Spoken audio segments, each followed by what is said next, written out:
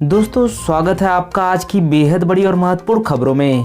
दोस्तों आपको बता दें आज की बड़ी खबरों में जी हाँ सरकार का बड़ा फैसला कोरोना वायरस को लेकर। इसके अलावा आपको बता दें मोदी जी ने आज संपूर्ण भारत के लिए लॉकडाउन को लेकर कई अहम फैसले लिए हैं।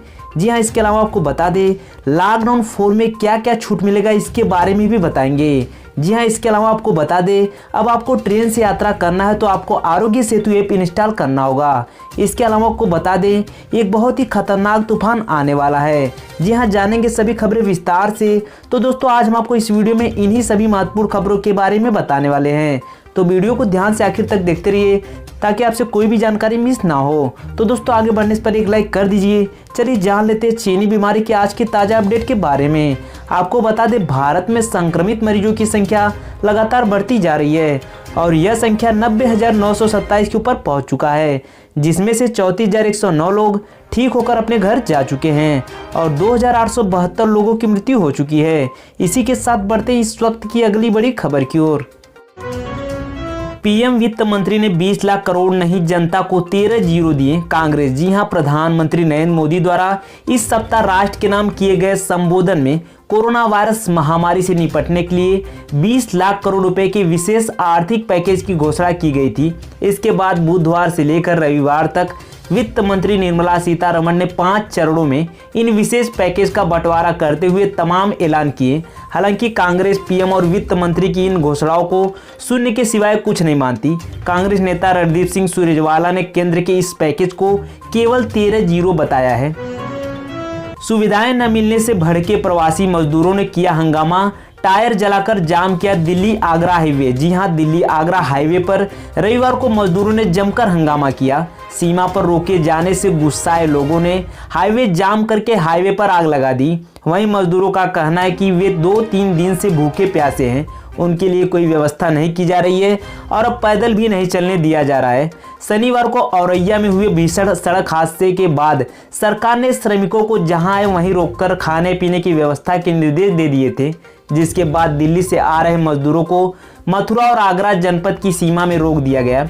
रविवार की सुबह रोके गए मजदूरों को जब वहां खाने पीने की कोई व्यवस्था नहीं मिली तो वे भड़क गए। शहरी इलाकों में संक्रमण रोकने के लिए राजनीतिक धार्मिक नेताओं की मदद लेगी सरकार। जी हां शहरी बस्तियों में कोविड-19 संक्रमण के कई मामले सामने आने के मद्देनजर सरकार ने इन क्षेत्रों में अतिरिक्त श्रम शक्ति तैनात करने और कोरोना वायरस को रोकने संबंधी आवश्यक कदमों की जानकारी देने के लिए स्थानीय राजनीतिक एवं धार्मिक नेताओं की मदद लेने की योजना बनाई है, क्योंकि लोग उनकी बातों पर अधिक भरोसा करते हैं। विशेष आर्थिक पैकेज की 5वीं किस्त में वित्त मंत्री की घोषणा से चमकेगा चिकित्सा क्षेत्र। जी हां वित्त मंत्री निर्मला सीतारमण ने रविवार को प्रधानमंत्री नरेंद्र मोदी द्वारा की गई 20 लाख करोड़ रुपए के विशेष आर्थिक पैकेज से जुड़े 5वें और आखिरी चरण की घोषणा की। वित्त मंत्री की विशेष आर्थिक पैकेज की 5वीं किस्त में देश के स्वास्थ्य क्षेत्र में बड़ा ऐलान किया गया है, जिससे चिकित्सा क्षेत्र चमकेगा। हेल्थ सेक्टर में बड़ा बदलाव करते हुए वित्त मंत्री ने घोषणा की कि पब्लिक हेल्थ के निवेश में इजाफा किया जाएगा। दिल्ली में फंसे प्रवासी मजदूर और लोगों के लिए ऑनलाइन रजिस्ट्रेशन शुरू। जी हां लॉकडाउन में देश के दूर दराज इलाके से स्पेशल ट्रेन के माध्यम से पिछले कुछ दिनों में हजारों की संख्या में लोग दिल्ली पहुंचे हैं। यहां प्रवासी मजदूर और लोग ट्रेन से दिल्ली तो पहुंच गए, लेकिन पड़ोसी राज्यों के बॉर्डर सील होने के कारण जहां के तहां फंस गए। अब इन लोगों को राहत देने के लिए दिल्ली सरकार ने ऑनलाइन रजिस्ट्रेशन शुरू किया है। पंजाब महाराष्ट्र के बाद अब इस राज्य ने 31 मई तक बढ़ाया लॉकडाउन। जी हां कोरोना वायरस के प्रसार को रोकने के लिए पंजाब महाराष्ट्र के बाद तमिलनाडु सरकार ने भी लॉकडाउन को 31 मई तक बढ़ाने का फैसला किया है। गौरतलब है कि लॉकडाउन 3 का आखिरी दिन और कल यानी सोमवार से पूरे देश में लॉकडाउन 4 प्रभावी हो जाएगा, जैसा कि प्रधानमंत्री नरेंद्र मोदी ने अपने संबोधन के दौरान कहा था। हालांकि लॉकडाउन 4 का प्रारूप कैसा होगा और इस दौरान क्या छूट मिलेगी, इस बारे में गृह मंत्रालय द्वारा दिशा निर्देश जारी किया जाएगा। छिन गई मुंह की लाली, बढ़ी पान किसानों की बदहाली। जी हां मगही पान की तारीफ आप अक्सर फिल्मी गानों में सुना करते हैं। इसकी डिमांड बनारस की मंडियों में भी है, लेकिन कोरोना महामारी व लॉकडाउन ने जहां लोगों की लाली छीन ली तो वहीं पान किसानों की बदहाली कई गुना बढ़ गई है। लॉकडाउन के चलते पान की बिक्री नहीं हो सकी और फसल खेतों में ही सड़कर बर्बाद हो गई। इससे किसानों को काफी नुकसान सहना पड़ा है। कमाई की बात तो दूर, उनकी पूंजी पर भी आफत आ गई है। सीतारमण ने राहुल गांधी को लेकर दिया बड़ा बयान, कहा सड़क पर मजदूरों से बात करके उनका वक्त खराब कर रहे कांग्रेस नेता। जी हां, कोरोना वायरस संकट और लॉकडाउन के बीच शनिवार को पूर्व कांग्रेस चीफ राहुल गांधी दिल्ली की सड़कों पर निकले और घर गांव की ओर पलायन कर रहे प्रवासी मजदूरों से मिले। प्रवासी मजदूरों से राहुल की इस मुलाकात पर अब केंद्रीय वित्त मंत्री निर्मला सीतारमण की प्रतिक्रिया आई है। गौरतलब है कि शनिवार को राहुल गांधी दक्षिण दिल्ली के आश्रम इलाके में सुखदेव विहार फ्लाईओवर के पास पहुंचे। वे वहां कई मजदूरों से मिले। राहुल ने इस दौरान उनका हाल चाल लिया और दिक्कतें सुनी। प्रवासी मजदूरों से राहुल की इस मुलाकात पर कांग्रेस के ट्विटर हैंडल से कहा गया, जनता का दर्द केवल वे ही समझ सकते हैं जो उनका चिंता करते हैं। आज राहुल गांधी प्रवासी मजदूरों से दिल्ली में मिले।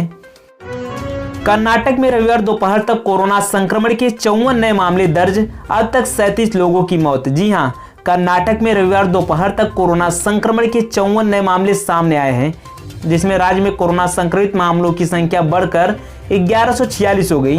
राज्य में अब तक कोरोना संक्रमण से 37 लोगों की मौत हो चुकी है। इसके साथ ही कोरोना वायरस को मात देने के बाद 497 लोग घर लौट चुके हैं। फिलहाल 611 कोरोना पॉजिटिव मरीजों का विभिन्न अस्पतालों में उपचार चल रहा है।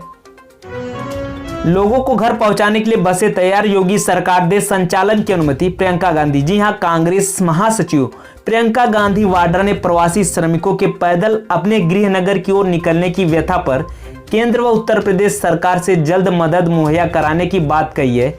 उन्होंने कहा कि उत्तर प्रदेश के बॉर्डरों पर लोग एकत्रित हैं, लेकिन सीमा पार करने की उन्हें अनुमति नहीं है और न ही उनके पास साधन है। ऐसे में कांग्रेस पार्टी 1000 बसों के संचालन के लिए तैयार है। बस राज्य सरकार अनुमति दे दे ताकि जरूरतमंद लोगों की सहायता हो सके। आंध्र प्रदेश में कोरोना वायरस से एक व्यक्ति की मौत, मरने वालों का आंकड़ा 50 हुआ। जी हां, देश में कोरोना वायरस और मृतकों की संख्या में लगातार इजाफा देखने को मिल रहा है। अब तक भारत में कोरोना संक्रमितों की संख्या 90,000 के पार पहुंच चुका है। इस बीच आंध्र प्रदेश में कोरोना महामारी संक्रमण से एक व्यक्ति ने दम तोड़ दिया है। इसके बाद मरने वालों की संख्या बढ़कर 50 हो गई। राज्य में कोविड-19 संक्रमण के 25 नए मामले सामने आए हैं। इस बात की जानकारी स्वास्थ्य विभाग ने रविवार को दी। पिछले 24 घंटे में जो संक्रमण के 25 नए मामले सामने आए हैं, उनमें से 5 मामले चेन्नई के कोयम्बेडु बाजार से जुड़े हुए हैं।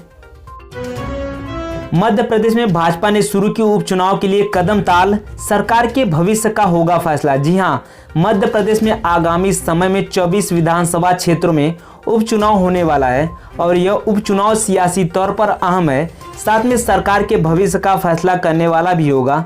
यही कारण है कि भाजपा ने उपचुनाव के लिए अभी से कदम ताल तेज कर दी है।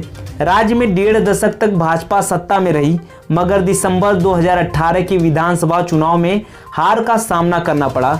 लगभग 15 माह तक सत्ता से बाहर रहने के बाद भाजपा एक बार फिर सत्ता में आई है।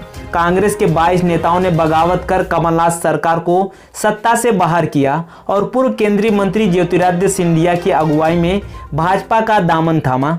राज्य में बदले सियासी समीकरणों के बीच आगामी समय में कुल 24 विधानसभा क्षेत्रों में उपचुनाव होने वाले हैं। इनमें से 22 तत्कालीन विधायकों ने अपनी सदस्यता से इस्तीफा दिया है।